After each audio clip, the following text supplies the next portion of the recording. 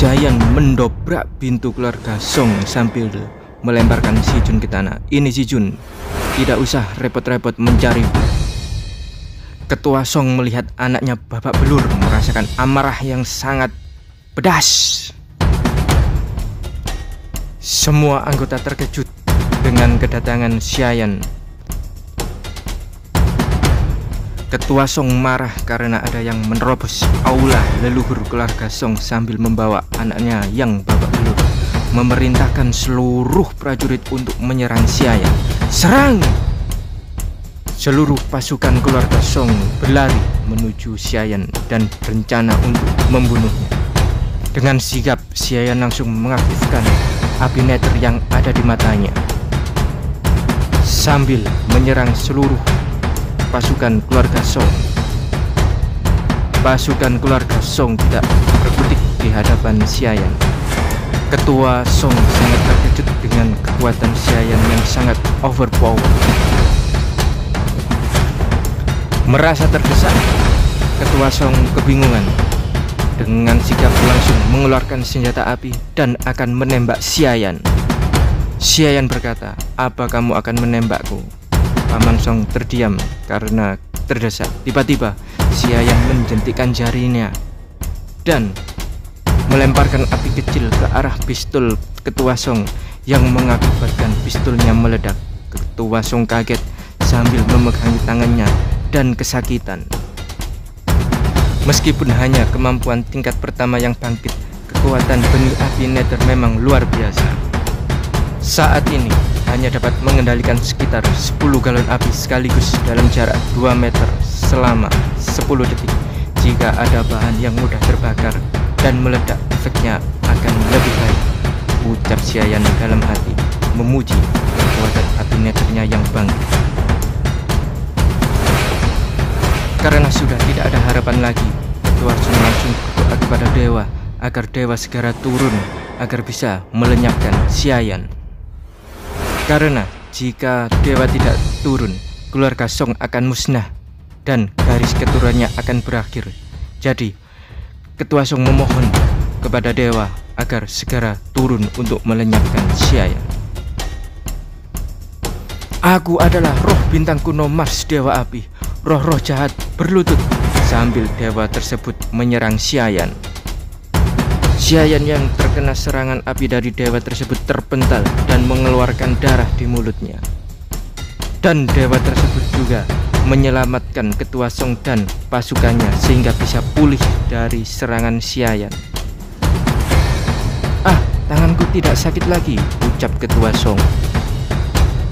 Sambil tertawa jahat, Ketua Song mengatakan, "Ini adalah hari kematianmu, Giant."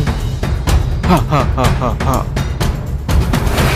Dewa keluarga Song langsung menampakkan diri di hadapan Giant. Giant bergumam, "Sudah kuduga, sepertinya keluarga Song sudah tahu soal kiamat ini. Jadi pasti ada seseorang yang mendukung mereka. Awalnya aku hanya ingin mencuri artefak dan sedikit uang, tapi ternyata ini masalah besar." Dewa tersebut langsung mau menginjak Giant dengan kakinya. Tapi Giant dengan sigap langsung menghindari injakan tersebut. Tidak tinggal diam, langsung diserang dengan tangannya. Tapi lagi-lagi Giant berhasil menghindar. Ketua Song terkejut karena Giant tiba-tiba bisa memanggil bis dari neraka. Awal mula terjadinya pemanggilan monster, yaitu pada saat Giant diserang oleh dewa. Giant berbincang dengan rubah ekor 9.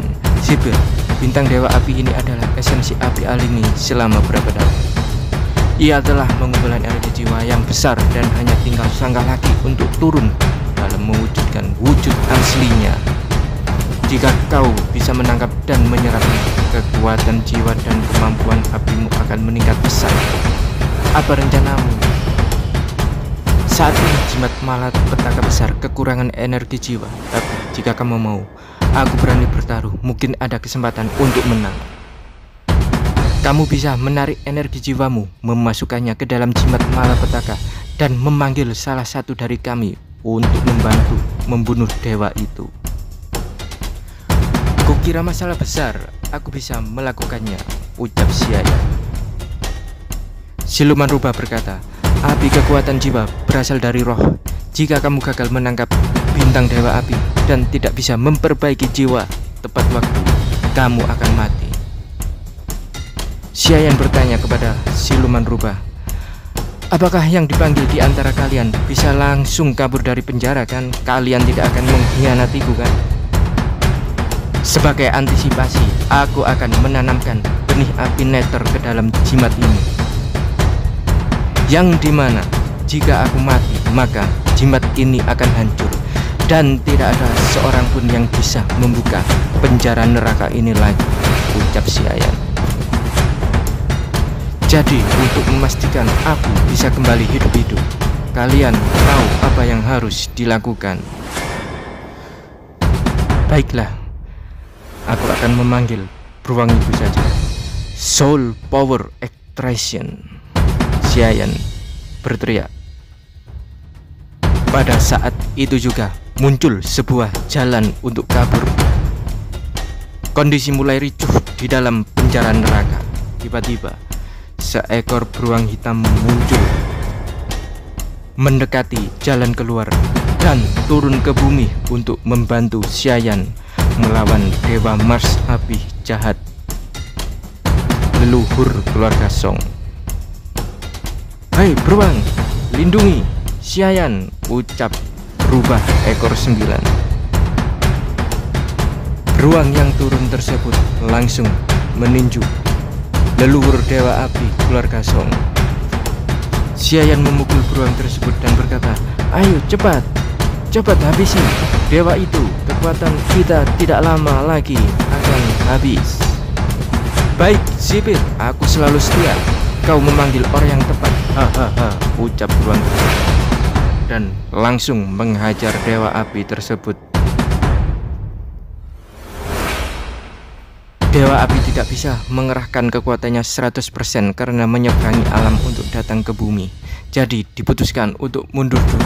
Tapi sebelum dewa api tersebut mundur, tiba-tiba Xiayan mengeluarkan binding rope dan mengikat dewa tersebut sehingga dewa tersebut tidak bisa kembali ke alam dewanya.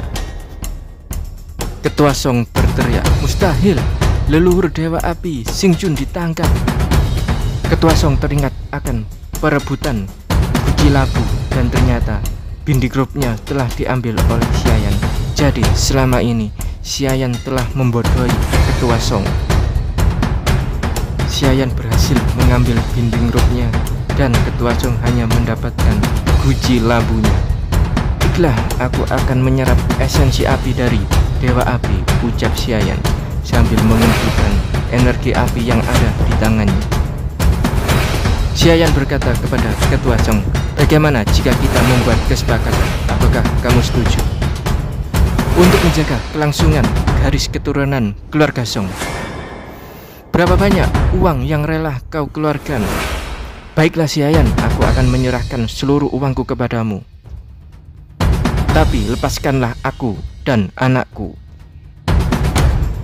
Ayah, apa kau benar-benar memberikan semua uang keluarga kita padanya? Lalu kita gimana ayah? Kiamat akan datang. Apa artinya uang dibandingkan tetap hidup? Jangan bocorkan hal ini. Segera lelang properti, ubah semuanya menjadi uang tunai, lalu beli beras dan air. Ingat, villa yang kumiliki di pinggiran kota, ada bunker di bawahnya. Perkuat segera, ucap Ketua Song. Juga panggil Ketua Wang dan terus beli barang antik. Sementara itu berpindah skin ke Xiayan. Tiba-tiba ada notifikasi di HP Xiayan.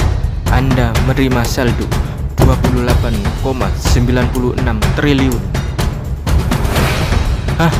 Jika bukan karena keterbatasan waktu, aku bisa mengambil lebih banyak uang dari keluarga Song, ucap Xiayan.